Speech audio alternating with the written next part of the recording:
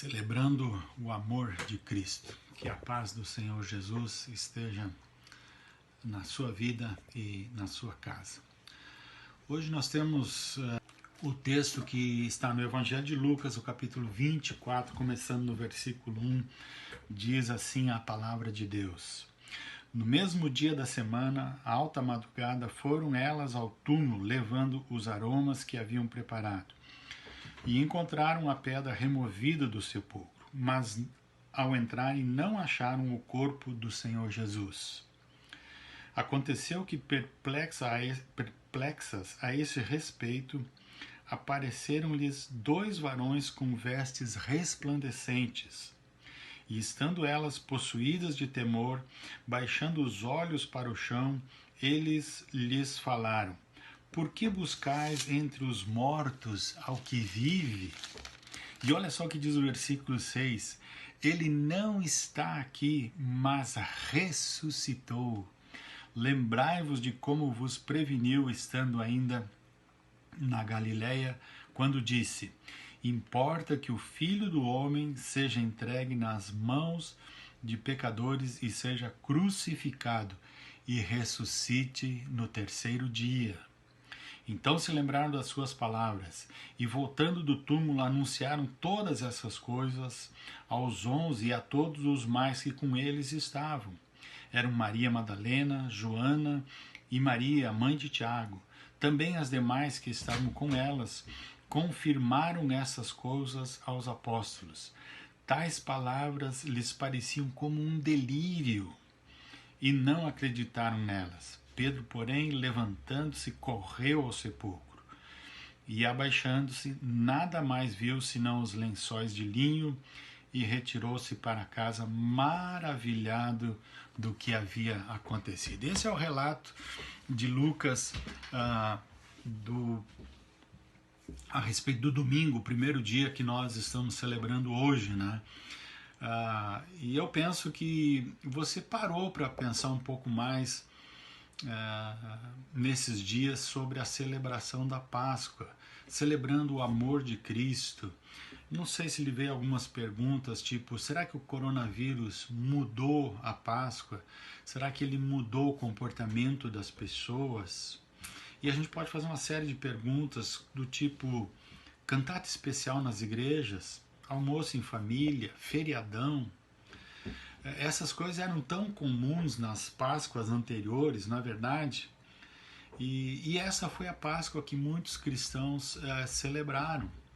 A Páscoa sempre foi um momento de celebração, um final de semana especial, a festa, a família reunida, muito chocolate, talvez um acampamento ou um retiro de Páscoa da igreja, e daí surge essa pandemia. Se tivermos em alguma igreja uma cantata, talvez ela vai ser virtual, vai ser ou por meio das lives, ou uma gravação, talvez como esta mensagem.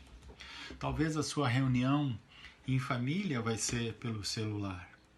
Me parece que esta situação veio para que nós avaliássemos de fato o que é a Páscoa, qual a profundidade disso. E para a gente entender um pouquinho mais, nós precisamos voltar na história, ver lá em Êxodo, quando se deu da primeira vez, quando os judeus foram celebrar a Páscoa. Então está registrado Êxodo capítulo 12, eu vou ler dois versículos, o 26 e o 27, diz assim a palavra de Deus ali: quando os seus filhos perguntarem o que significa esta cerimônia, responda-lhes: é o sacrifício da Páscoa ao Senhor, que passou sobre as casas dos israelitas no Egito e poupou nossas casas quando matou os egípcios. A palavra Páscoa, literalmente, ela significa passar por cima.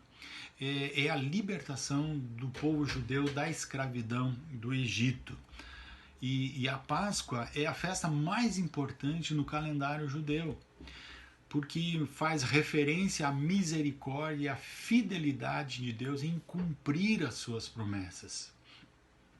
Mas ao mesmo tempo também ela aponta para o Cordeiro de Deus, aquele que tira o pecado do mundo, conforme João Batista disse no Evangelho de João, capítulo 1, versículo 29. Eis o Cordeiro de Deus que tira o pecado do mundo. O Cordeiro, ele era morto para simbolizar o fato de que um dia o justo morreria pelos injustos e o povo de Deus seria salvo, não pelo seu próprio mérito, mas pela graça de Deus. A Páscoa é a realização do plano de Deus para a salvação do homem. Você lembra que Romanos 3, 23 diz que todos pecaram e carecem da glória de Deus. Romanos 6, 23 vai nos dizer porque o salário do pecado é a morte, mas o dom gratuito de Deus é a vida eterna em Cristo Jesus, nosso Senhor. Todos nós andamos condenados nos nossos pecados e Deus providenciou o Cordeiro, sem defeito, sem pecado, para ser morto no nosso lugar, para pagar o preço dos nossos pecados. É por isso que se diz que a salvação é de graça, mas ela custou um alto preço. A vitória sobre o pecado só existe porque o Senhor Jesus ressuscitou ao terceiro dia, conforme estava escrito pelos profetas.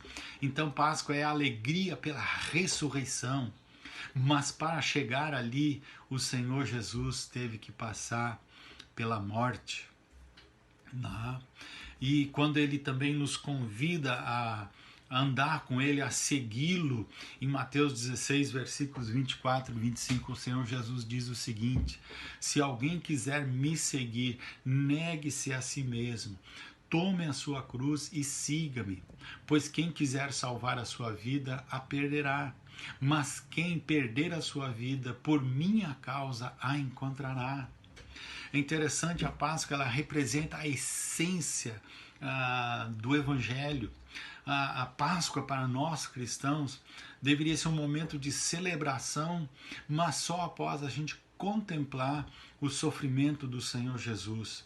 Nós não estamos celebrando o sofrimento, mas depois de reconhecermos o sofrimento do Senhor Jesus, nós podemos dar o devido valor à bênção, à Páscoa, o que ela é, o que ela significa de fato para as nossas vidas. Para que você, como eu, às vezes se encontra talvez desnorteado, abatido, não entendendo o sofrimento, surpreso talvez com sonhos despedaçados, talvez com relacionamentos quebrados, com expectativas frustradas. A Páscoa é um sopro de esperança.